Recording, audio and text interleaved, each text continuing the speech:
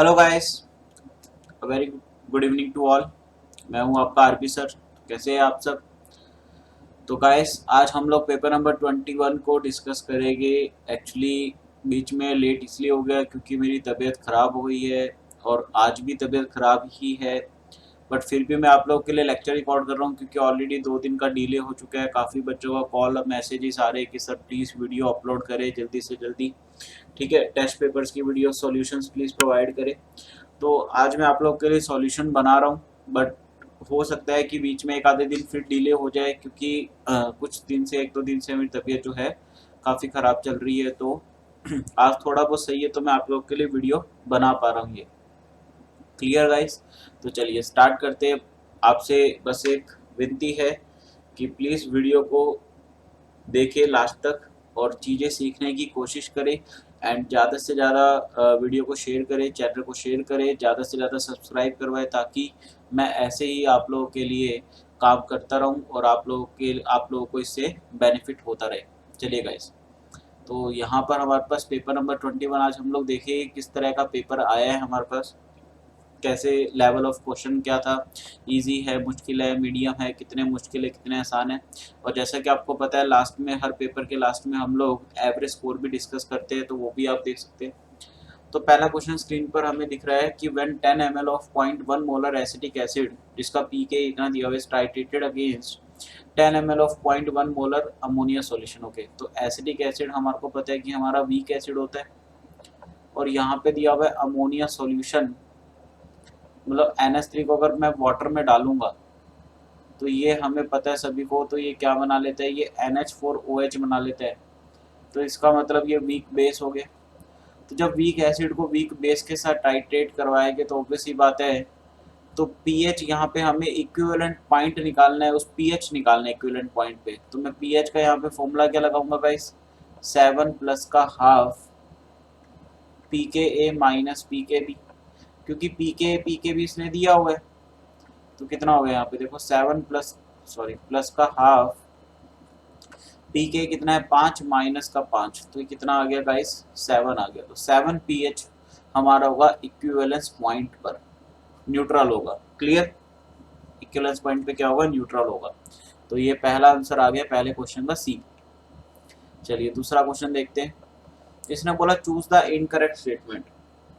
Okay, पहला statement देखिए तो BeCO3 is preserved in an atmosphere of CO2 as it is thermally least stable. भाई बिल्कुल सही है। अगर हम लोग थर्मल स्टेबिलिटी की बात करें तो down the group thermal stability बढ़ती है गाइस। ठीक है, तो यहाँ पे BeCO3 जो है ये लीस्ट स्टेबल होगा, तो बिल्कुल सही है बात। अगर सेकंड देखिए, इसने बोला BeF2 जो है वो कॉम्प्लेक्स कंपाउंड फॉर्म करता है with excess of NaF। Okay, तो अगर मैं एक्सेस ऑफ NaF के साथ रिएक्शन करा दूं तो NCERT का रिएक्शन है, आप लोग को पता होना चाहिए कंपाउंड इसका जो बनता है Na3BeF4। This is the compound guys, sorry Na2 आएगा यहाँ पर, Na2BeF4। तो ये जो है ये कंपाउंड बनता है। तो इसमें इसने बोला in which the complex entity containing beryllium is a cation. तो ये कैटायन तो नहीं है बेटा, कैटायन इसमें क्या है, सोडियम वाला पार्ट कैटायनिक है, क्योंकि ये एक कॉम्प्लेक्स कंपाउंड बना, उसमें हमें पता है कि सबसे पहले हमेशा कैटायन आता है क्योंकि है तो आयनिक कंपाउंड ही ना।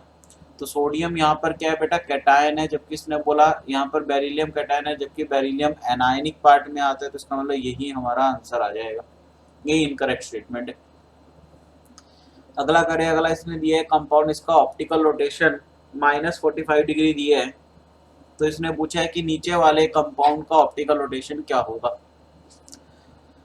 अब यहाँ पर देखना, यहाँ पे हम लोग दिमाग क्या लगाते हैं इन टाइप के क्वेश्चंस में कि हम लोग यहाँ पे इसका RS कॉन्फ़िगरेशन चेक करने लग जाते हैं कि यार ऊपर वाले कर लेते हैं, नीचे वाले कर लेते हैं। बट एक बात सोचो कि RS कॉन्फ़िगरेशन हमें कभी भी एंगल थोड़ी बताएगा। RS कॉन्फ़िगरेशन हम लोग क्या बताते हैं कि कोई एक D है तो दूसरा L होगा। ठीक है, कोई एक R है तो उसका मिरर इमेज S होगा। हम लोग सिर्फ क्या बताते हैं, हम लोग सिर्फ यही बताते हैं कि DL क्या होगा, RS क्या होगा। क्या हम लोग एंगल कभी बता सकते हैं कि इतने एंगल से रोटेट करा होगा? नहीं बता सकते। वो हम लोग पोलराइजेबिलिटी पोलराइजर से ही बताते हैं। उसके लिए हमें क्या पता होना चाहिए, स्पेसिफिक रोटेशन पता होना चाहिए बेटा। क्या पता होना चाहिए, स्पेसिफिक रोटेशन। तो स्पेसिफिक रोटेशन के थ्रू ही एंगल मेजर करा जा सकता है। तो इसका मतलब अगर ऊपर वाला -45 है तो हम लोग ऐसा बिल्कुल नहीं बोल सकते कि नीचे वाला +45 होगा, नहीं बोल सकते बेटा। ठीक है, तो इसके लिए क्या होना चाहिए अपने को, स्पेसिफिक रोटेशन से ही एंगल फाइंड किया जाता है। तो इसका मतलब यहाँ पे हम लोग डी ऑप्शन लगा देंगे, can not be predicted. D option हमारा आ गया, कैन नॉट बी प्रेडिक्टेड, हम लोग प्रेडिक्ट ही नहीं कर सकते। क्लियर, तो मेरे अकॉर्डिंग तो डी आना चाहिए उसका। एंड इसका क्या है, अगला क्वेश्चन है, H F is not preserved in glass बोतल बिकॉज। देखो ग्लास जो होता है बेटा, अपने सबको पता है कि वो सिलिका जो है, सिलिका ग्लास, तो एच एफ जो होता है, क्योंकि फ्लोरीन जो है वो हाईली इलेक्ट्रोनेगेटिव है, ये सिलिका के साथ क्या कर जाता है बेटा, रिएक्ट कर जाता है, इनके बीच में क्या हो जाता है, रिएक्शन हो जाता है, जिसकी वजह से हम लोग बोलते हैं कि हाइड्रोजन फ्लोराइड को कभी भी हम लोग कांच की बोतल में नहीं रखते। क्लियर, तो मेरे अकॉर्डिंग इसका जो है वो बी ऑप्शन जो है वो आना चाहिए। Clear, okay. अगला क्वेश्चन ये दिखा रहा है ऐसा कुछ, दो इसने बीकर बना रखी है, मतलब पाइप वर्टिकल ट्यूब्स दिखा रखी है, ये इसने दिखा रखा है, एच हाइट दे रखी है, यहाँ पे लिक्विड कॉलम है और इसके अंदर इसने एयर दे दिया गाइस, मतलब गैस मान लेते जिसकी हाइट इसने L1 दे दी है। ऐसे इसने दूसरी तरफ दे रखी है, बट ये वर्टिकली अपवर्ड है, वर्टिकली डाउनवर्ड है, यहाँ पर लिक्विड कॉलम है, ओके, और इसकी हाइट H2 होगी, फिर ऑब्वियस सी बात है, और ये जो एयर है इसकी लेंथ जो है ये हमें L2 दे रखी होगी, वो दिख नहीं रहा है साइड से, बट होप सो यही होगा, ऑप्शन से तो अपने को यही देखने को लग रहा है। तो अब इसने बोला what is the atmospheric pressure P not, अपने को पी नॉट निकालने का। If the tube is turned so that it's open and is at the top, the height of the air column is L2, okay. तो अपने को atmospheric pressure P not निकालना, तो सबसे पहले तो यहाँ पर क्या करेंगे हम लोग, फ्री बॉडी डायग्राम बनाएंगे इसका। फ्री बॉडी डायग्राम कैसे होगा, देखो यहाँ पर क्या लग रहा होगा, पी एटमॉस्फेयर, पी एटमॉस्फेयर ऐसे लग रहा होगा। अच्छा, ये जो लिक्विड कॉलम है ये अपना फोर्स नीचे की तरफ लगा रहा होगा, और जो गैस है गैस भी अपना फोर्स नीचे की तरफ लगा रही होगी। तो इसका मतलब मैं क्या फ्री बॉडी डायग्राम से बोल सकता हूँ कि P atmosphere is equal to pressure of gas plus का pressure due to liquid column, ठीक है ना, pressure due to liquid column. और ये क्योंकि जो लिक्विड है यहाँ पर एच जी कॉलम दे रखा है, तो आपको बताइए एच जी कॉलम का जो प्रेशर होता है वो उसके हाइट के इक्वल होता है, तो इसका प्लस का क्या आ जाएगा, हाइट आ जाएगा H1। क्लियर, अच्छा इसने हाइट को यहाँ पे H1 H2 नहीं दे रखा गाइस, इसने हाइट को H ही दे रखा है दोनों जगह, ठीक है, तो यहाँ पर H आ जाएगा पी नॉट प्लस का H। क्लियर, तो ये आ गया। क्लियर है गाइस, इतनी बात सबको क्लियर। अच्छा दूसरे, ये तो आ गई पहली इक्वेशन। अच्छा वर्टिकल अपवर्ड की अगर मैं बनाऊं तो इसमें देखो एटमॉस्फेरिक प्रेशर तो ऐसे लग रहा होगा ऊपर से, ठीक है। इस बार जो गैस कॉलम है, गैस ये जो लिक्विड का है, लिक्विड नीचे लग रहा होगा और गैस जो है वो ऊपर लगा रही होगी प्रेशर, ठीक है ना, गैस ऊपर की तरफ जा रही होगी। तो इस बार क्या हो रहा है गाइस, पी एटीएम प्लस का pressure due to mercury column, जिसको हाइट ले रहा हूँ, इक्वल टू किसके होगा, प्रेशर ऑफ गैस के। क्लियर, इतनी बात क्लियर है। तो अगर मैं यहां से देखना, प्रेशर ऑफ गैस ये आ गया मेरा दोनों इक्वेशन में, तो यहां से अगर मैं देखना मेरे को पी नॉट निकालना है, एटमॉस्फेरिक प्रेशर पी नॉट, इसने एटमॉस्फेरिक प्रेशर को पी नॉट ले लिया, हम लोग रिप्लेस कर देंगे बाद में। तो मैं यहाँ पे काम कर सकता हूँ, क्योंकि यहाँ पर क्या है, टेम्परेचर कांस्टेंट है गाइस, टेम्परेचर और मोल्स क्या है जो है कांस्टेंट है, ठीक है, क्योंकि वो चेंज नहीं हो रहे, क्योंकि ये सील्ड है, ऊपर लिक्विड कॉलम है तो ये सील्ड है। तो मैं यहाँ पर ये लगा सकता हूँ कि जो यहाँ पर अगर मैं फर्स्ट इक्वेशन में पी गैस लूँ तो पी गैस को मैं लिख सकता हूँ गाइस, पी नोट ही लिख लेता हूँ मैं, पी एटीएम की जगह P note minus H into का मैं हाइट इसकी लगा दूंगा L1 इक्वल टू, इसको मैं डिनोट कर दूँ P note plus H into का हाइट L2। तो यहाँ से अगर मैं ये इक्वल रिलेशन का तो kind of a boys law इसको बोल सकते हो आप, कि बॉयज लॉ के तहत ऐसा होता है, क्योंकि यहाँ पे टेम्परेचर कांस्टेंट है, मोल कांस्टेंट है, इसका जो प्रोडक्ट होगा वो भी कांस्टेंट आएगा, तो उसके तहत मैं ऐसा बोल सकता हूँ। तो यहाँ पर क्या हो गया, पी नोट L1 माइनस का H L1 equal to P naught L2 plus का एच L2। तो मुझे पी नोट निकालना है, तो मैं क्या करूँगा, यहाँ पर देखना, इसको इधर ले आऊँगा, तो पी नोट L1 माइनस का P naught L2 equal to HL2 plus का HL1। तो यहाँ से मैं पी नोट कॉमन ले लूंगा इस, और यहाँ पे क्या रह गया L1 माइनस L2 रह गया, और यहाँ पर मेरा क्या रह गया कि मैं H कॉमन ले लूँ तो L2 प्लस L1 रह गया, और यहाँ से जैसे ही मैं इसको नीचे लेके जाऊंगा तो H इंटू का L2 प्लस L1 और L1 माइनस L2, बिल्कुल डी ऑप्शन मेरे को यहाँ पर दिख रहा है, तो ये डी ऑप्शन यहाँ पर आ गया गाइस। क्लियर। चलिए अगला क्वेश्चन है 2 मिथाइल ब्यूटेन 2 ओल can be obtained by the acid catalysed hydration of. Okay, तो अल्कीन से अल्कोहल बनता है इतना तो आपको पता ही है। जब वाटर को एसिड के प्रेजेंस में हम लोग हाइड्रोलिसिस करवाते हैं तो पहले तो अपन 2 मिथाइल ब्यूटेन 2 ओल बना लेते हैं। तो सबसे पहले 4 कार्बन हम लोग यहाँ पर लगा देते हैं गाइस। अब 2 पे ही OH है और 2 पे ही एक मिथाइल है, ठीक है, और ब्यूटेन भी ये बोल रहा है, ब्यूटेन मतलब 4 मेंबर की रिंग, 4 मेंबर की अपनी प्रिंसिपल चेन है। तो ऐसा कुछ कंपाउंड अपन को मिलना चाहिए गाइस, ऐसा कुछ कंपाउंड मिलना चाहिए। मतलब यहाँ पे भी क्या CH3 है, ठीक है, अब यहाँ पर क्या होगा CH2 होगा, और यहाँ पर क्या होगा गाइस CH3 होगा। तो ये वाला कंपाउंड अपन को मिलना चाहिए। अब देखो पहला ऑप्शन अगर मैं देखूं तो CH3 CH2 CH double bond CH2। भाई जब इसका मैं वाटर के साथ हाइड्रोलिसिस करवाऊंगा एसिड की प्रेजेंस में तो आपको पता है पाई बॉन्ड ब्रेक करेगा।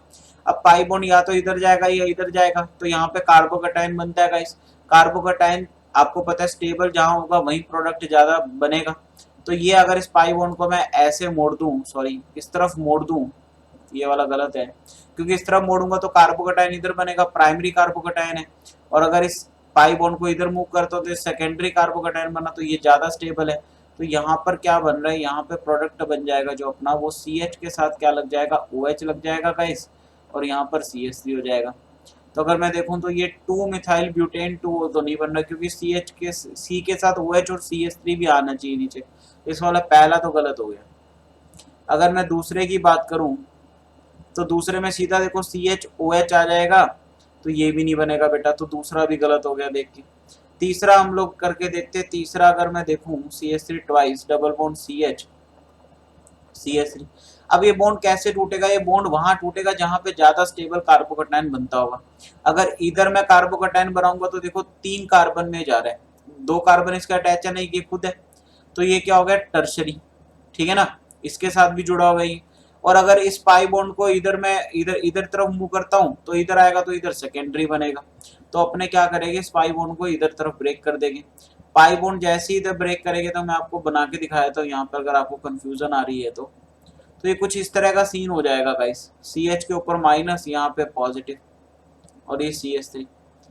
अब मैं इसका अगर एसिडिक हाइड्रोलिसिस करवाऊंगा वाटर एसिड की प्रेजेंस में, तो ये जो इस बार अल्कोहल जो है गाइस, ये टर्शरी कार्बोकैटायन ज्यादा स्टेबल होता है, तो अल्कोहल आके यहाँ जुड़ गया और यहाँ पर H हाइड्रोजन आके जुड़ जाएगा और ये इस तरह का कुछ कंपाउंड बन गया। तो हमारे से देखो ये बिल्कुल सेम कंपाउंड हमारा बन चुका है, हमारे से यही पूछा था, तो C ऑप्शन इसका गाइस आ गया। क्लियर। अब सॉल्यूशन 7 की बात करें, the pyrimidine bases present in DNA are. तो देखो गाइस DNA के अंदर 2 टाइप के बेसिस होते हैं। जो DNA के अंदर जो बेसिस होते हैं 2 टाइप के होते हैं, वन इज द प्यूरिन्स, ठीक है, and another is the pyrimidines, ठीक है। तो जो प्यूरिन्स होते हैं गाइस वो 9 मेंबर रिंग होते हैं। बायो वालों को तो ये बहुत अच्छी तरह से पता होगा, उनके तो पूरा चैप्टर ही है। तो ये 9 मेंबर रिंग्स होते हैं प्यूरिन्स जो होते हैं, और जो पिरिमिडिन्स होते हैं वो 6 मेंबर रिंग्स होते हैं गाइस। क्या होते हैं, 6 मेंबर रिंग होते हैं। तो प्यूरिन्स जो होते हैं, अब पिरिमिडिन्स में कौन कौन से इनमें से प्रेजेंट होते हैं तो मैं आपको बता देता हूँ।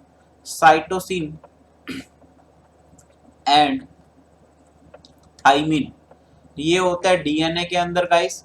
और आपको पता होगा DNA और RNA में एक बेस पेयर का फर्क है, RNA में थाइमिन की जगह यूरासिल हो जाता है, सॉरी गाइस, ठीक है। और ये प्यूरिन्स के अंदर कौन कौन से होते हैं गाइस, एडेनिन, गुआनिन, ठीक है, एडेनिन एंड गुआनिन, ये क्या होते हैं, अपने प्यूरिन्स में होते हैं गाइस। क्लियर। अच्छा अब आगे देखते हैं अगला क्वेश्चन। अच्छा पीछे वाले का आंसर रहेगा तो साइटोसिन एंड थाइमिन आएगा, क्योंकि यूरासिल तो आरएनए में होता है गाइस, गुआनिन वैसे प्यूरिन्स में होते हैं। क्लियर।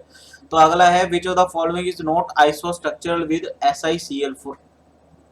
तो जो SiCl4 है, पहले तो इसका स्ट्रक्चर देख लेते हैं हम लोग। यहाँ पर सिर्फ गाइस हम लोग ज्योमेट्री की बात करेंगे, तो अगर हम लोग देखें तो 4 इसके वैलेंस इलेक्ट्रॉन, 4 और 4 8/2, 4 sp3, तो ये sp3 आ चुका है गाइस। अब हम लोग इसमें चेक कर लेते हैं SO4 2- तो 6 और 2 8, 8/2 4, मतलब ये भी आइसोस्ट्रक्चरल इसने बोला ना। अच्छा नोट आइसोस्ट्रक्चरल, तो पहले वाला तो आइसोस्ट्रक्चरल हो गया, पहले की sp3 आएगी, तो ये तो नहीं हो सकता। दूसरे वाला देखूं तो 5 और 3 8, ये भी sp3 आ रहा है, ये भी नहीं हो सकता गाइस। अगला देखो NH4+, ये भी sp3 होता है, 5 और 4 9 और 1 8, ठीक है, तो ये sp3 हो, ये भी नहीं हो सकता। तो बचा कौन सा, डी का चेक कर लेते, 6 और 4 10, sp3d बिल्कुल सही है। तो SCl4 जो होगा इसके साथ आइसोस्ट्रक्चरल नहीं होगा, आइसोस्ट्रक्चर मतलब सेम स्ट्रक्चर वाला, तो ये नहीं होगा। तो डी हमारा आंसर आ गया। क्लियर। अच्छा इसने बोला अगला question, for the reaction 2A+B से C+D, इसने बोला order of the reaction is. अब देखो इसका ऑर्डर अगर हम लोग बताए तो इसने ऑप्शन दिए 1 with respect to B, okay, 2 with respect to A, 3, अच्छा इसने टोटल ऑर्डर नीचे 3 लिख दिया, कैन नॉट बी रिएक्टेड। अब देखो यहाँ पर क्या इसने ऐसा कुछ भी मेंशन नहीं करा कि दिस रिएक्शन इज सिंपल या एलिमेंट्री, तो हम लोग इस केस में जो आंसर देंगे वो देंगे D option, can not be reacted. क्यों? बिकॉज यहाँ पर कोई भी मेंशन नहीं है, या तो इसने सिंपल रिएक्शन या फिर एलिमेंट्री, अगर ये मेंशन करता सिंपल या एलिमेंट्री इफ मेंशन, या फिर ऐसा रेट लॉ लिख के देता, तब भी हम लोग ऑर्डर बता देते। तो यदि अगर मेंशन होता तो हम लोग बताए थे, नहीं तो फिर हम लोग सीधे इसका आंसर क्या लिखे, कैन नॉट बी प्रेडिक्टेड, क्योंकि ऑर्डर आप सभी को पता है प्रैक्टिकल टर्म है। ओके अगला क्वेश्चन क्या है गाइस, CH3COH LiLH में, तो आपने गाइस अभी तक अगर मेरा 5 मिनट केमिस्ट्री वाला कैम नहीं देखा है सीरीज, तो उसके अंदर मैंने LiLH4 ऑलरेडी करवा दिया है आपको, आप चाहे जाके 5 मिनट केमिस्ट्री वाला देख भी सकते हैं, वीडियो बहुत ही बेहतरीन है, और आपको LiLH4 के सारे फंक्शन पता चल जाएगा। तो आपको पता होना चाहिए यहाँ पर ये किसमें कन्वर्ट कर देता है बेटा, अल्कोहल में कन्वर्ट कर देता है ये कार्बोक्सिलिक एसिड को। अब इसके बाद क्या है, I2+Na, तो सबको पता है ये रिएजेंट किसका होता है, आयोडोफॉर्म का होता है। तो ये आयोडोफॉर्म से अपन को क्या बना देगा गाइस, यहाँ पे CHI3 बना देगा, ठीक है। और क्योंकि यहाँ पर Ag डस्ट है, तो ये यहाँ पर इसको किसमें कन्वर्ट कर देगा, C2H2 में कन्वर्ट कर देगा, मतलब इथाइन हमारे पास बन जाएगा। तो C2H2 अपने को ऑप्शन दिख रहा है, तो ये सी ऑप्शन हमारा इसका आ जाएगा। अगर अगली बात करें इक्विलिब्रियम कांस्टेंट, ओके दे रखा है इसने CaCO3 से CaO प्लस का CO2, यहाँ से इसने दे दिया कि Kp of the reaction is 0.827 if 1 mole of CaCO3। अब हमें पता है ये सॉलिड है, ये सॉलिड है और ये गैस, ठीक है। तो इसने टाइम 0 पे इसने बोला इसका 1 मोल जो है is placed in a container 20 liter at and heated to this temperature, what amount of CaCO3 would dissociate at equilibrium। तो ये 0 हो गया। T इक्वल टू इक्विलिब्रियम पर सपोज एक में से x मोल कुछ डिसोसिएट कर गया इसका, और यहाँ पर x बना, यहाँ पर x बना। अब क्योंकि ये हिट्रोजीनियस इक्विलिब्रियम है, तो Kp जो होगा वो मैं बोल सकता हूँ equal to partial pressure of CO2। तो इसका मतलब CO2 का पार्शियल प्रेशर कितना आ गया गाइस, 0.82 atm जो दे दिए। अब मुझे क्या करना है, मुझे ये बताना है कि COC3 का कितना मास डिसोसिएट हुआ। सोचो CaCO3 का मास डिसोसिएट मैं तभी बता सकता हूँ जब मुझे ये x पता चलेगा, मतलब ये x कितना बना। तो कैसे पता चलेगा देखना। अब क्या कि ये क्योंकि ये CO2 गैस है, तो इसको मैं आइडियल गैस मान सकता हूँ, तो आइडियल गैस इक्वेशन लगाऊंगा। तो प्रेशर कितना है गाइस, 0.82 इंटू वॉल्यूम कितनी है 20 लीटर इक्वल टू n तो मेरे को निकालना है मोल, तो वो तो पता नहीं है। अच्छा R कितना ले लूंगा 0.082 इंटू टेम्परेचर 727, मतलब में 273 ऐड करेंगे तो 1000 होगा। तो यहाँ से देखो ये 1000 से 1000 कैंसिल हो गया, ये यहाँ से कैंसिल हो गया, 0.01 में चला गया। और ये यहाँ से गाइस अपने पास आ गया 1/5, ठीक है ना, कितना आ गया 1/5, क्योंकि 100 है यहाँ पे 215 बिल्कुल। तो मोल आ गए CO2 के 1/5, तो x का वैल्यू आ गया 1/5। अब इसने पूछा कितना मास, जो डिसोसिएट वाले का मास पूछा, मतलब इसने इसका मास पूछा कि कितने मोल, तो डिसोसिएट तो इसके 1/5 हुए, तो मास डिसोसिएटेड मास कितना आ जाएगा बेटा 1/5 इंटू 100, तो ये आ गए 20 ग्राम। अब देखो यहाँ पे बहुत सारे बच्चे गलती क्या कर सकते हैं, गलती मैं आपको बताता हूँ क्या कर सकते हैं। वो क्या करेंगे, x जैसी आएगा वो 1 में से माइनस कर देंगे, और जैसे ही 1 में से माइनस करा तो 0.8 बचा, 0.8 को जब वो 100 से मल्टीप्लाई करेंगे तो 80 ग्राम निकाल के आ जाएगा, और वो बी ऑप्शन टिक करके आ जाएगी। जबकि इसने साफ साफ यहाँ पर बोला है गाइस कि इसने CaCO3 का वो मास पूछा है जो डिसोसिएट हो गया, कितना अमाउंट डिसोसिएट हो गया, क्लियर। तो डिसोसिएटेड अमाउंट का मास निकालना है, ना कि पूरे का मास निकालना है, क्लियर। तो वो इसने पूछा, क्लियर है गाइस। चलिए अगला क्वेश्चन है TlAl SO4 twice dot XH2O is BCC with edge length A, okay, nanometer, if the density of the solid is इतना then the value of x is, clear। चलिए देखना अभी गाइस, तो यहाँ पर अपन फॉर्मूला लगाएंगे डेंसिटी का इक्वल टू z इंटू का m अपॉन Na इंटू का a क्यूब, क्लियर। चलिए तो Z कितना होता है BCC में 2 होता है, मोलर मास मुझे पता नहीं है गाइस, ठीक है। डेंसिटी मुझे दे दी है 2.32 ग्राम पर सीसी क्यूबिक सेंटीमीटर, ठीक है ना, सेंटीमीटर दे दिया ना। तो हम लोग नैनोमीटर को किसमें कन्वर्ट कर लेंगे, सेंटीमीटर में कर लेंगे गाइस। तो देखो नैनोमीटर को सेंटीमीटर में कैसे कन्वर्ट करूंगा, तो पहले तो मैं क्या करूँ 1.22 को अगर नैनोमीटर को मीटर में कन्वर्ट करता हूँ 10⁻⁹ लिखते हैं, और मीटर को सेंटीमीटर में कन्वर्ट करना है गाइस, ठीक है ना। मीटर को सेंटीमीटर में कन्वर्ट करना है तो 10⁻2 से मैं क्या करता हूँ 2 से मैं क्या करता हूँ मल्टीप्लाई, तो यहाँ पर 10⁻7 हो जाएगा, सॉरी, ठीक है ना। तो यहाँ पे कितना हो जाएगा 10⁻⁷,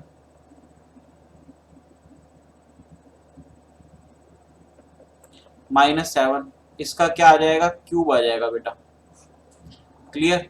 इनटू का Na कितना ले लूं मैं 6 इंटू 10⁻23। तो बस आप इसको सॉल्व कर ले, यहाँ से क्या आ जाएगा आपका मोलर मास आ जाएगा, सपोज में मोलर मास बोल दिया x ग्राम। अब आपको क्या करना है, इस कंपाउंड का मोलर मास लिखना है, तो आपको सबका मास दे रखा है, Tl का दे रखा है बेटा, एल्यूमिनियम का दे रखा है, सल्फर का दे रखा है, ऑक्सीजन का, और आपको क्या निकाल लेना है, आपको ये x की वैल्यू निकाल लेनी है कि कितना आगे वाटर के हाइड्रेट वाला जो पार्ट है कितना आएगा, क्लियर। तो बस आप सॉल्व कर लेंगे, वहां से आपका आंसर आ जाएगा। चलिए in compound O2SCNH2 twice the geometry around S and N respectively. तो सबसे पहले तो अपने को इसका लुईस डॉट स्ट्रक्चर बनाना पड़ेगा। लुईस डॉट स्ट्रक्चर आपको गाइस आने चाहिए बनाने, क्योंकि ये सबसे मेन है। अगर आपका बॉन्डिंग पार्ट अच्छा नहीं होगा ना गाइस, तो केमिस्ट्री समझनी बहुत ही ज़्यादा मुश्किल है, बहुत ही ज़्यादा मुश्किल हो जाएगी अगर बॉन्डिंग सॉलिड नहीं है। तो ये SO2C NH2A स्ट्रक्चर बना लिया है हमने। तो यहाँ पर अगर मैं सल्फर की हाइब्रिडाइजेशन निकालूं तो नंबर ऑफ सिग्मा बॉन्ड हम लोग काउंट करेंगे। तो अगर मैं यहाँ पर देखूं तो 6 इलेक्ट्रॉन पूरे शेयर कर चुका है, एक सिग्मा बॉन्ड यहाँ पर, एक सिग्मा बॉन्ड यहाँ पर, एक सिग्मा बॉन्ड यहाँ पर। तो ये sp2 हाइब्रिडाइजेशन में ये चला जाएगा गाइस। और अगर NH2 की अगर मैं देखूं तो ये भी sp2 में जा रहा है, but with one lone pair भी यहाँ पर आ रहा है गाइस। तो इसकी शेप जो होगी वो पिरामिडल होगी, और जो सल्फर है वो हमारा ट्रायगोनल प्लेनर में आएगा। तो trigonal planar and trigonal pyramidal, trigonal pyramidal तो बेटा होती ही नहीं है, क्योंकि देखो ना यहाँ पर, अच्छा यहाँ पर sp3 आएगी, सॉरी गाइस, ये पिरामिडल शेप तो sp3 ही होगा ना फिर, ठीक है ना। मैं हाइब्रिडाइजेशन गलत लिख गया था, शेप तो सही लिखी थी पिरामिडल, बट हाइब्रिडाइजेशन गलत लिख गया था। तो एक तो आएगा अपना पिरामिडल और एक आएगा अपना ट्रायगोनल प्लेनर। तो trigonal planar and tetrahedral, okay, इसने शेप, इसने लोन पेयर इंक्लूड नहीं करा, तो हम लोग यहाँ से क्या बोल देंगे गाइस, सल्फर की ट्रायगोनल प्लेनर एंड NH2 में नाइट्रोजन की टेट्राहेड्रल, क्योंकि इसने ज्योमेट्री सिर्फ पूछी है यहाँ पे, तो ज्योमेट्री हम लोग बता देंगे, क्लियर। तो सी ऑप्शन उसका आ गया था गाइस। 14 का अगर देखें तो geometrical shapes of the complex formed by the reaction of Ni+2 with Cl-। तो Ni+2 Cl- का मिलके क्या बना लेते हैं गाइस, NiCl4 2 माइनस ये बनाएगा। अब यहाँ पर क्या है, ये Cl वीक फील्ड है गाइस, तो यहाँ पर क्या होगा, निकल +2 में होगा, तो इसका मतलब 3D8 कॉन्फ़िगरेशन होगी। अब वीक फील्ड है तो 3D8 मैं कैसे भरूंगा, वीक फील्ड है तो पेयरिंग नहीं करवानी गाइस मुझे, 1 2 3 4 5 6 7 8। अब क्योंकि पेयरिंग अगर मुझे नहीं करवानी तो इसकी हाइब्रिडाइजेशन है, sp3 आ गई गाइस, sp3 आ गई तो इसका टेट्राहेड्रल शेप होगा। तो फर्स्ट वाले ऑप्शन में टेट्राहेड्रल एक ही ऑप्शन दिखा रहा है, मतलब बी हमारा इसका क्या होगा गाइस, आंसर होगा। देखो बाकी किसी में पहले पार्ट में टेट्राहेड्रल नहीं दिखा रहा, तो बी हमारा आंसर हो गया। अगला क्वेश्चन है हमारे पास, in case of photoelectric effect the slope of V naught versus V curve is where V naught क्या है, हमारा स्टॉपिंग पोटेंशियल है guys, V equal to subjected frequency है। तो काइनेटिक अगर हम लोग फोटो इलेक्ट्रिक इफेक्ट इक्वेशन देखें तो हमारा क्या होता है गाइस, एच न्यू जो होता है energy of photon equal to work function, या इसको स्टॉपिंग पोटेंशियल भी बोलते हैं गाइस, प्लस का हाफ mv²। तो अगर मैं काइनेटिक एनर्जी स्टॉपिंग पोटेंशियल के इक्वल लिखूं तो क्या होता है, स्टॉपिंग पोटेंशियल की टर्म में उसका चार्ज इनटू का क्या होगा, चार्ज इनटू का स्टॉपिंग पोटेंशियल, चार्ज इनटू का स्टॉपिंग पोटेंशियल। तो ये आप लोगों को पता ही होगा। तो यहाँ से बस मैं क्या कर लेता हूँ, यहाँ से मेरे को वी और वी नोट में बताना था, मेरे को वी नोट वर्सेस वी में बताना था। तो वी नोट यहाँ से कितना आ गया गाइस, एच न्यू माइनस का एच न्यू नोट, यहाँ पर ई भी लिख लेता हूँ अभी मैं। तो यहाँ से वी नोट कितना आ गया गाइस, न्यू माइनस का न्यू नोट अपॉन ई। तो अगर मेरे को जो स्लोप बनाना है गाइस वो किसके अंदर बनाना था, वी नोट वर्सेस न्यू के, तो इसके बीच में बनाऊंगा तो ऑब्वियस ही बात है जो स्लोप आएगी गाइस वो एच अपॉन ई आएगी। तो एच अपॉन ई इसका स्लोप आएगा, तो बी ऑप्शन जो है वो हमारा मैच कर जाएगा गाइस। क्लियर, अच्छा क्वेश्चन था। क्वेश्चन अगला है, the value of log 10K for a reaction A से बी। ओके हमें सारा दिया हुआ डेल्टा एच दिया हुआ है, डेल्टा एस दिया है। जब डेल्टा एच डेल्टा एस दिया है इसका मतलब इक्वेशन अपने पास लगेगा delta G equal to delta H minus का टी डेल्टा एस, ये इक्वेशन तो लगेगा अपने पास। ठीक है, अच्छा नोट में दे रखा है तो भाई नोट लगा दो यहाँ पर, T delta S naught. Clear. अब इसने log 10K की वैल्यू पूछी है, तो log 10K यहाँ पर कैसे आ सकते हैं, ई की तरह से आ सकता है। कैसे कि जब हम लोग इसमें क्या करें बेटा, इसको अगर मैं डेल्टा जी नोट का आपने फॉर्मूला पढ़ा हो कि इक्वल टू माइनस का 2.303 आर टी log के, तो ये वाला फॉर्मूला हम लोग इसके अंदर पुट कर देंगे, क्योंकि तभी log के आ सकता है, नहीं तो नहीं आ सकता। तो आर टी log के equal to delta H naught minus का T delta S naught. Clear. अब देखो यहाँ पर अगर मैं इसको नेगेटिव कॉमन ले लूं तो ये अपने पास आ जाएगा 2.303 आर टी log के इक्वल टू, यहाँ पर माइनस कॉमन लूंगा तो टी डेल्टा एस पहले आ जाएगा, T delta S note minus का डेल्टा एच नोट आ गया गाइस। अब देखो इसने क्या दिया हुआ है, इसने 2.303 आर की वैल्यू 8.34 और इसका इसका मतलब टोटल प्रोडक्ट दे दिया इसने, इसका प्रोडक्ट दे दिया 5705 इनटू का log के। अब मेरे को इसकी वैल्यू बननी है, टेम्परेचर जो है वो बेटा 298 है into delta S note, delta S note जो है हमारा 10 जूल पर केल्विन है, माइनस का डेल्टा एच नोट। ओके जो ऑलरेडी माइनस में दे रखे तो प्लस में चला जाएगा, यहाँ पर 54.07 किलो जूल दे रखे तो इनटू में 10 की पावर 3 भी कर दूंगा जूल में कन्वर्ट करने के लिए। तो ये कितना हो गया गाइस अपना, तो अगर इंटू 1000 करूंगा तो यहाँ पर देखो ये 54070 आ जाएगा। अगर मैं इसको इंटू 1000 कर दूं तो ये नीचे 100 आएगा गाइस, 2 जीरो से दोगे तो 54070 हो गया। तो ये हमारा आंसर जो आएगा इसको हम लोग कैलकुलेट कर लेते हैं, सिंपल ऐड ही है गाइस वैसे तो 54070 और यहाँ पर हमें 2980 ऐड करना है। तो 8 और 7 15, ठीक है 10, 4 2 6 और 1 7 5। तो ये आ गया गाइस अपना 57050 और ये था हमारा 5705 log k, तो यहाँ से log k की वैल्यू सीधी सीधी हमारे को दिख रही है 10 आ जाएगी गाइस। तो बी ऑप्शन हमारा मैच कर गया गाइस। क्लियर। चलिए अगला क्वेश्चन है हमारे पास एल्डिहाइड विद NH2 फॉर्म्स। तो NH2 तो सबको पता है हाइड्राजीन होता है गाइस, हाइड्राजीन होता है। अगर इसका रिएक्शन एल्डिहाइड के साथ करवा दे तो ये हाइड्राजोन बना लेता है गाइस। अगर इसका रिएक्शन किसका करवा दे एल्डिहाइड के साथ तो ये क्या बना लेता है, हाइड्राजोन बना लेता है। तो इसने यही पूछा है क्या बनाता है, तो हाइड्राजोन बनाता है। तो ये ए ऑप्शन आगे एनसीईआरटी में डायरेक्ट दिया हुआ है। अगला क्वेश्चन है gallium arsenide is purified bye, तो सबको पता है जोन रिफाइनिंग मेथड। तो गाइस एक बात तो इतनी कंफर्म रखिए कि मेटलर्जी चैप्टर से हर पेपर में एक क्वेश्चन तो कम से कम आ रहा है, तो आपके 4 नंबर तो बड़े मजे से आएंगे अगर आप ये चैप्टर कर लेते हैं। इसमें से मैंने आपको 2 टॉपिक करवा दिए गाइस, ठीक है ना। आपको एक्सट्रैक्शन ऑफ कॉपर मैंने बता दिया है, 5 मिनट केमिस्ट्री में आप जाके देख सकते हैं। बहुत ही बेहतरीन टॉपिक है और बहुत ही ज्यादा इंपॉर्टेंट है, क्वेश्चन उससे आते ही आते हैं गाइस। क्लियर। और दूसरा आपको फ्रोथ फ्लोटेशन भी मैंने करवा दिया है, वो भी काफी इंपॉर्टेंट है, तो वो भी आप जाके देख सकते हैं। तो अगला क्वेश्चन है हमारा क्वेश्चन नंबर 19।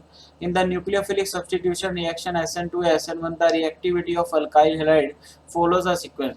तो ऑब्वियसली बात है गाइस, जो रिएक्टिविटी होती है, रिएक्टिविटी डिपेंड करती है गाइस न्यूक्लियोफिलिक सब्स्टिट्यूशन में directly proportional to the tendency of leaving group. ठीक है, टेंडेंसी ऑफ लिविंग ग्रुप की, लिविंग ग्रुप कितने जल्दी छोड़ के जाएगा उसकी टेंडेंसी।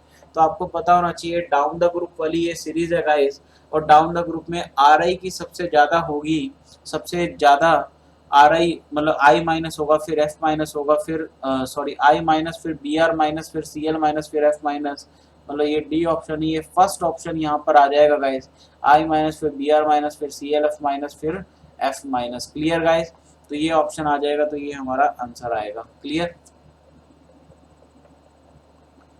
तो उसके बाद है at a constant temperature which of the following aqueous solution will have the maximum vapour pressure. तो आपको पता ही होगा गाइस कि concentration is directly proportional to pressure and i is inversely proportional to vapour pressure. अगर मैं यहाँ पे बात करूँ 1 मोलर है, अच्छा इसने दोनों आंसर में क्या दिया हुआ है, जो कंपाउंड है मतलब जो सॉल्यूट है वो सेम है। तो आपको मैं बता दूंगा इसकी मोलर जो होता है, मोलर सॉल्यूशन, आपको ये याद ही रखनी है चीज कि molar solution is more concentrated, molar solution is more concentrated as compare to molar solution. Molar solution जो होता है वो ज्यादा कंसंट्रेटेड होता है as compare to molar solution के। तो ये बात आपको याद रखनी है। तो इसका मतलब ये हो गया कि मोलर से ज्यादा कंसंट्रेटेड मोलर हो गया, और जितना ज्यादा कंसंट्रेशन होगा गाइस उतना ज्यादा प्रेशर होगा। तो यहाँ पर प्रेशर की भी हमने बात कर ली कि इतना ज्यादा प्रेशर होगा। तो प्रेशर हम लोगों ने बोला कि ऑब्वियसली बात है मोलैरिटी वाले में ज्यादा होगा, तो इसका मतलब पहला तो ऑप्शन हो नहीं सकता, और ये मोलर वाला भी मैंने तीसरा भी नहीं हो सकता, बचा ये दोनों। अब इन दोनों को डिसाइड करूंगा मैं आई से, वेंटो फैक्टर से। तो पहले वाले के नंबर ऑफ आयन 2 है, दूसरे वाले में नंबर ऑफ आयन 3 है, क्योंकि इन्वर्सली प्रोपोर्शनल है। इसका मतलब 1 मोलर NaCl का सबसे ज्यादा वेपर प्रेशर होगा। ये हमारा आंसर आ गया। क्लियर। सीधा सा बढ़िया फंडा है गाइस, आप लोग ध्यान रखेंगे। क्लियर। अगला क्वेश्चन है first and second ionization energy of magnesium are this and this amount of energy in kilojoule per mole needed to convert all the atoms of magnesium into Mg+2 ion present in 12 gram of magnesium vapor is okay। तो हमें दिया हुआ है guys report your answer by multiply 10 okay. तो electron volt में दी, तो सबसे पहले टोटल एनर्जी हम लोग लिख लेते हैं। टोटल एनर्जी तो ये हो जाएगी हमारी 7.646 प्लस का 15.035, तो 7.646 प्लस का यहाँ पे हम लोग कर लेते 15.035 प्लस का 7.646, तो ये आंसर आ गया हमारा 6511, 4 3 7 और 1 8। ठीक है, उसके बाद यहाँ पर 6 रह गया, यहाँ पर 12 हो गया, यहाँ पर 2 हो गया गाइस, तो ये आ गया 22.68। क्लियर। या अप्रॉक्सीमेट इसको 22.7 भी लिख सकता हूँ मैं। ये इलेक्ट्रॉन वोल्ट में आएगा इस। अब मैं इसको किलो जूल में कन्वर्ट करूंगा, तो इसने रिलेशन दे रखा है, तो कैसे कन्वर्ट करूंगा, 1 इलेक्ट्रॉन वोल्ट इक्वल टू इतना किलो जूल होता है।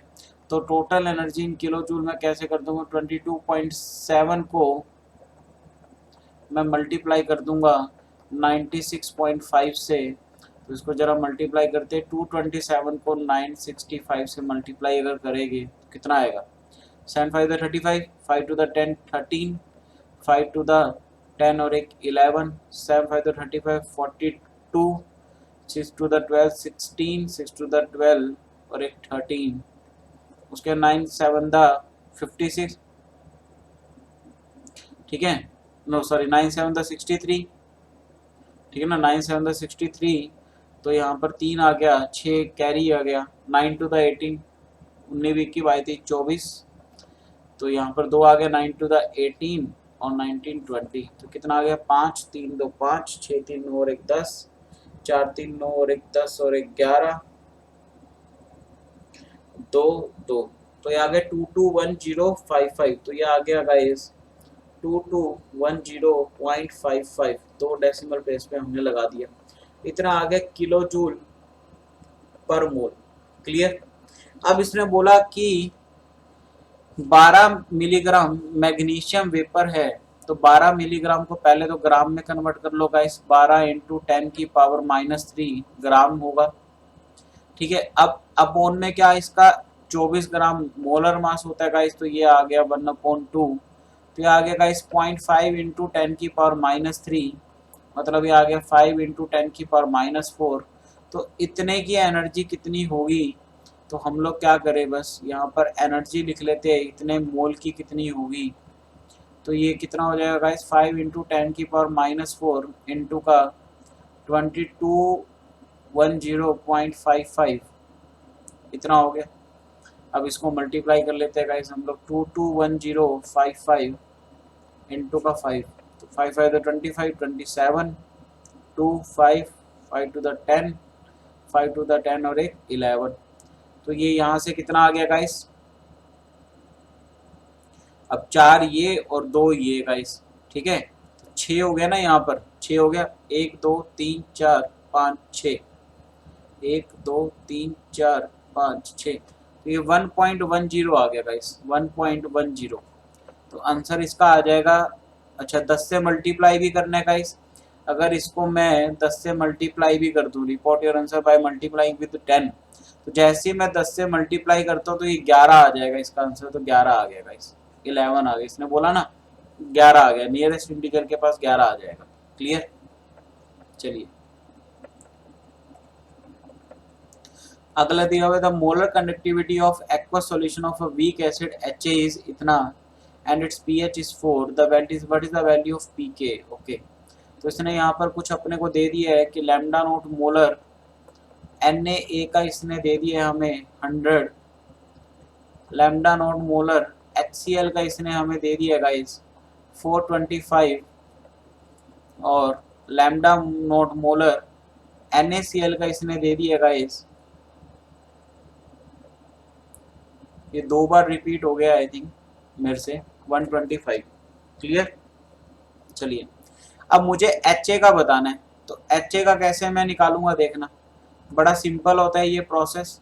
तो देखो ये टूटता है H प्लस और A माइनस में, तो H प्लस मुझे कहाँ से मिल सकता है, सबसे पहले HCl से, तो मैं क्या करूंगा, लैम्डा नोट HCl करूंगा।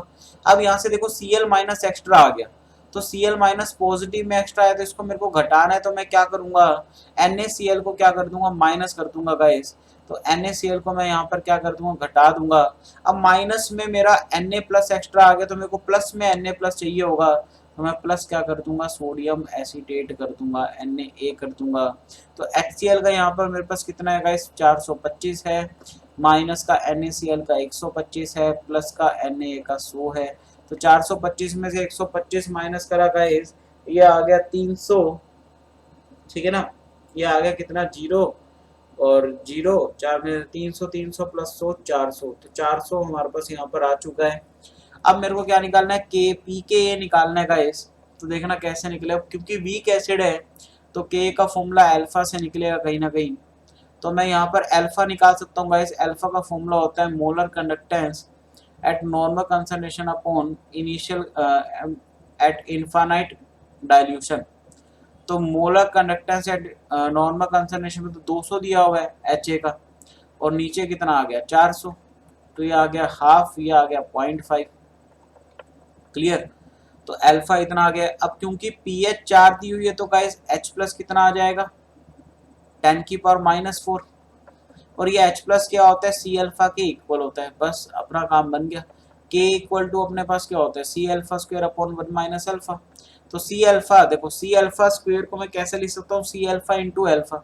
सी अल्फा का वैल्यू कितना 10⁻⁻⁴ इंटू अल्फा का वैल्यू है 0.5 अपॉन 1 माइनस का 0.5, तो 0.5 ही बच गया, नीचे 0.5 से 0.5 कट गया, 10⁻⁻⁴ पीके आ गया, पीके 10⁻⁻⁴ आ गया, सॉरी के 10⁻⁻⁴ आ गया। तो पीके क्या होता है माइनस लो के, तो ये कितना आ गया 4 आ गया। तो इसका आंसर कितना आ जाएगा 4 आ जाएगा गाइस। क्लियर। अगला क्वेश्चन है how many of the following ethers can not be prepared by Williamson synthesis. तो देखो गाइस, विलियमसन सिंथेसिस के थ्रू इनमें से बताना कौन सा ईथर हमारा प्रिपेयर नहीं होता। तो देखो यहाँ पर अगर बात करें तो विलियमसन सिंथेसिस बड़ा सिंपल सा काम है। हम लोग इसके अंदर क्या लेते हैं रिएजेंट की, एक तो अल्कोक्साइड सोडियम अल्कोक्साइड लेते हैं गाइस हम लोग एक, और साथ में हम लोग इसके एल्काइल हैलाइड लेते हैं। तो हम लोग बताते हैं यहाँ से क्या बोलते हैं कि ये जो ये वाला पार्ट है ये किसकी तरह एक्ट करता है न्यूक्लियोफाइल की तरह एक्ट करता है, और ये न्यूक्लियोफाइल किस पे जाके अटैक कर जाएगा इस पे अटैक कर जाएगा, क्योंकि इस पे पार्शियल पॉजिटिव है इस पे पार्शियल नेगेटिव है, ये इलेक्ट्रोफाइल है।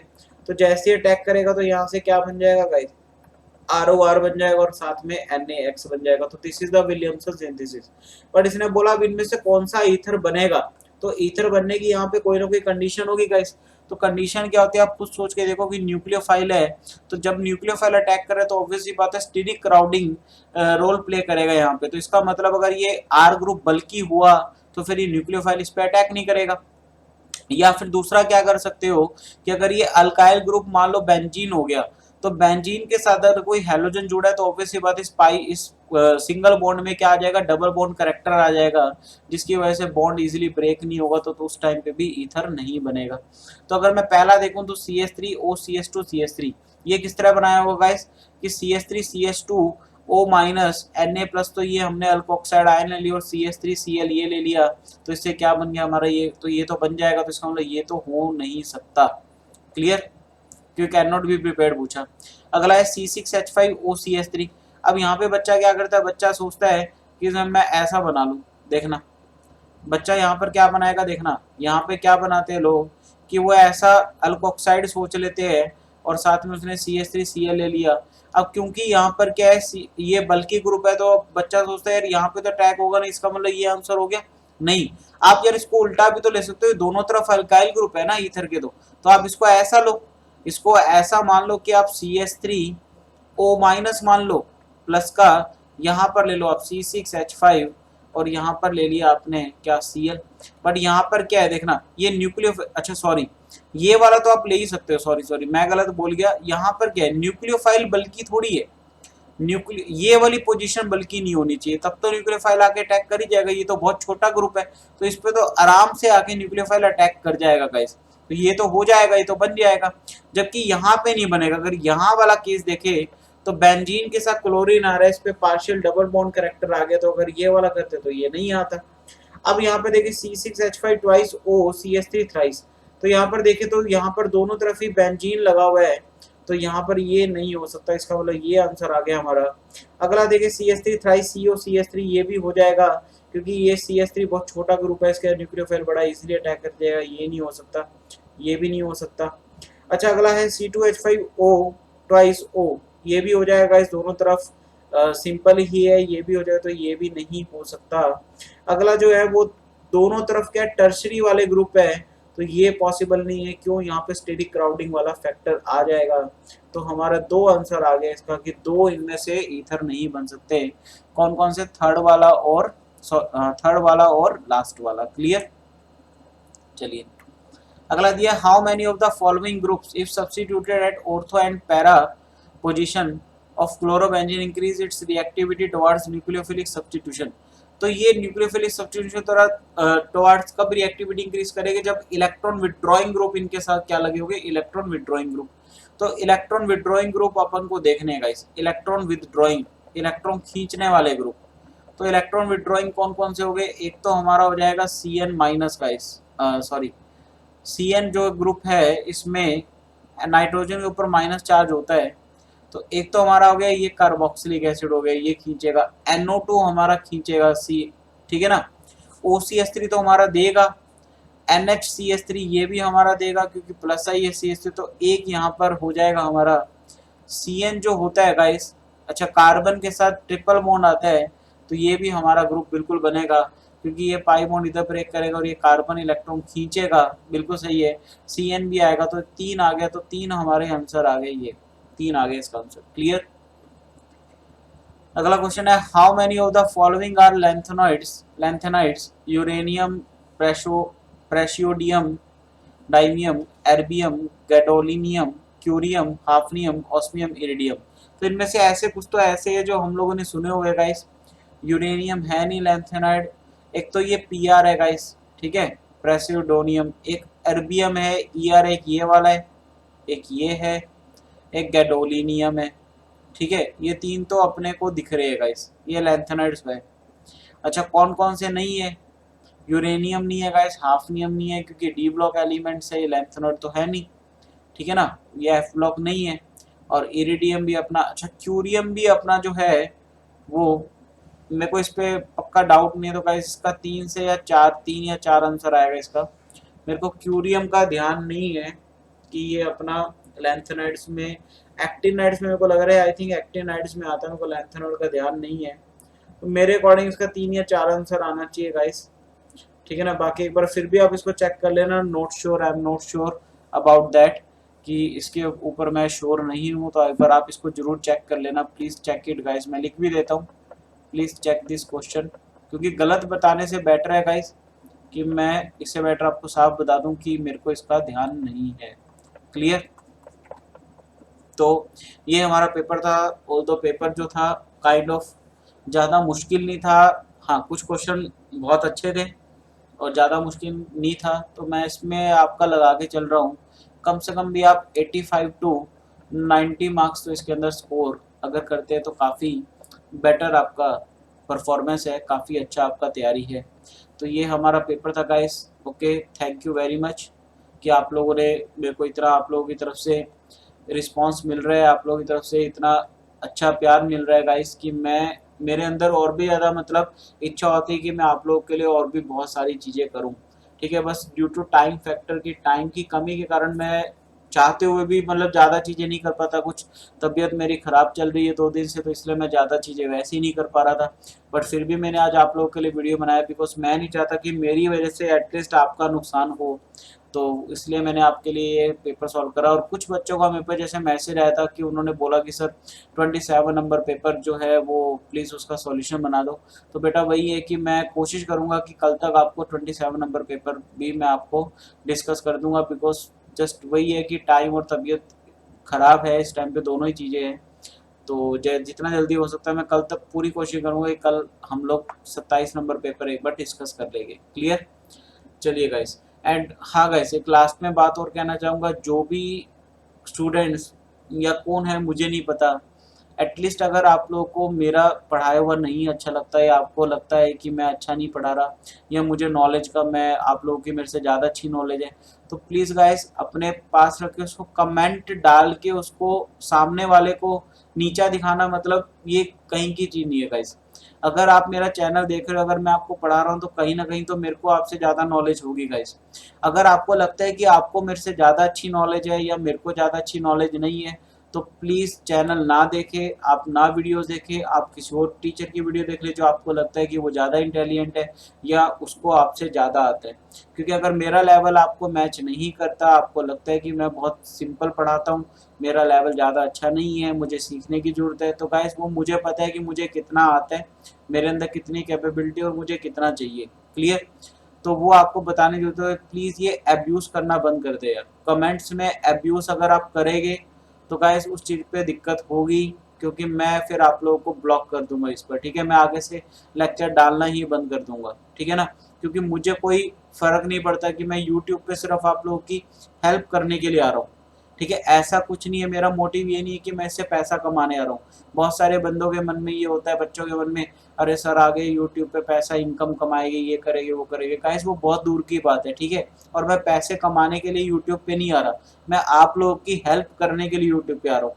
मेरे को पैसों की दिक्कत नहीं है, मेरे बैच इतने हैं, मेरे को पैसों की दिक्कत नहीं है गाइस। अगर मेरे पास इतना फ्री टाइम होता मैं पूरे दिन ही आपके साथ बैठ के यहाँ पे यूट्यूब पे बना लेता, कि अगर मेरा यही इनकम सोर्स होता तब तो फिर मैं फुल डे काम ना करता यूट्यूब पे, फिर मैं फुल डे काम करता, फिर मैं 8 से 9 घंटा यूट्यूब पे लगाता कि मेरे को वहां से इनकम जनरेट करना है।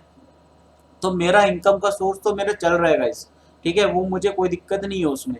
तो ये तो मैं आपकी हेल्प कर रहा हूँ, अगर आप लोग नहीं चाहते तो मैं नहीं करूंगा। अगर आप लोगों को अब्यूसिव लैंग्वेज लिखनी है कमेंट्स के अंदर, अगर आप लोगों को नहीं पसंद आता तो यार आप ना देखिए। आप अब्यूज कर रहे हैं, आप टीचर को अब्यूज कर रहे हैं यार, आप टीचर को अब्यूज कर रहे हैं, जिंदगी में कुछ नहीं कर पाएंगे आप, ठीक है। जिस गुरु से, किसी भी टीचर से आप पढ़े हो यार, वो भी टीचर है, वो भगवान नहीं है वो आपको, ठीक है। अगर आपको नहीं पसंद आ रहा, आपको नहीं करने देना तो आप ना करो। अब्यूज करके खुद आप गंदे बन रहे हो, और आप अपनी लाइफ में जो सीख रहे हो ना, आपके एटिकेट्स और आपके मैनर्स आपको ये काम आपसे करवाते हैं, कि वो आपके बोलने से पता चल जाता है कि आप कहाँ से बिलोंग करते हो, क्या आपके एटिकेट्स है, कैसे मैनर्स है आपके। तो जिंदगी में आपको कभी सफल नहीं बनोगे आप लोग, अगर इस तरह से यही चीजें आप करते रहोगे। इनफैक्ट मैं अपने लिए नहीं कह रहा, मैं उन सभी यूट्यूबर्स के लिए कह रहा हूँ जो टीचर्स आपको इतनी मेहनत करके यार पढ़ा रहे हैं, यहाँ पे आपके लिए वीडियो बना रहे हैं, आपको कंटेंट बता के दे रहे हैं, इतना मेहनत क्रिएटिविटी वो लाके आपको पढ़ा रहे चीज, उसके बाद आप उसको गालियां दे रहे हो यार कमेंट्स के अंदर, ये तो मतलब कहीं का लॉजिक नहीं बनता, ठीक है। मैंने और भी 3-4 टीचरों को देखा यूट्यूब पे, उन्होंने भी ऐसा बताया कि मेरे कुछ फ्रेंड्स हैं जो यूट्यूब पे पढ़ा रहे हैं आप लोगों को, ठीक है, दूसरे, उन्होंने मुझे बोला कि यार बहुत गालियां लिख के आती है, बोला आप लोग अब्यूज करते हैं टीचर को, तो उससे क्या बेनिफिट मिल रहा है, आप लोग बहुत बड़े बन जाएंगे क्या उससे, टीचर को अब्यूज करके बड़ा बन जाएगा क्या, ठीक है। अगर आपको इतना ही अच्छा नॉलेज है तो भाई आप हमें सिखा दो, ठीक है ना, आप हमें सिखा दो, हम लोग आपसे कोचिंग ले लेंगे भाई। अगर आपको बहुत अच्छा नॉलेज है तो भैया हमें भी सिखा दो, क्योंकि हमारी तो इससे रोजी रोटी चलती है भाई, हमारा तो ये प्रोफेशन है, हम तो इससे अलावा कुछ कर नहीं सकते ना। आप लोग तो अभी बीटेक में जाएंगे, आपके पास तो 10 ऑप्शन है, हमारे पास तो ऑप्शन है ही नहीं। तो आप हमें सिखा दो यार, हमारा सब्जेक्ट और स्ट्रॉन्ग हो जाएगा, हम लोग आपसे सीख के क्या पता और भी कुछ आता सीख जाए, ठीक है। तो इस पे ध्यान रखें यार, ये किसी के साथ भी ना करे, एटलीस्ट आप उसको रिस्पेक्ट दे कि यार वो आप लोगों के लिए टाइम निकाल के आ रहा है, आप लोग के लिए मेहनत कर रहा है, आप लोग को 10 चीजें बता रहा है। तो ये चीजें ना करें प्लीज, मेरी आपसे हाथ जोड़ के रिक्वेस्ट है। Okay guys, bye bye, take care, thank you very much.